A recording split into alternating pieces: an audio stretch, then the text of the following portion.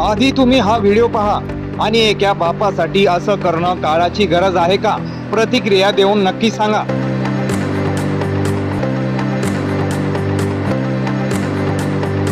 ही तरुणी गाव गल्लीत मैत्रिणीसोबत ठुमका लावण्यात मग्न होती. तिला काय कल्पना पाठीमागे तिचा बाप उभा आहे.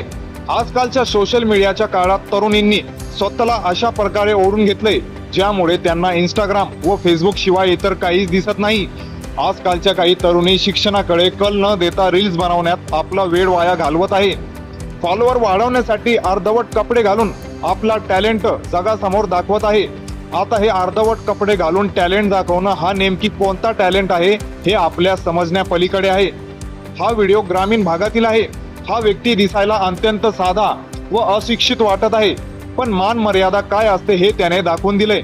असा विचार फक्त ग्रामीण भागातील लोकच करू शकतात. अर्थात त्याची किशोरवयीन मुलगी डीजे समोर आपल्या मैत्रिणीसोबत नाचत होती.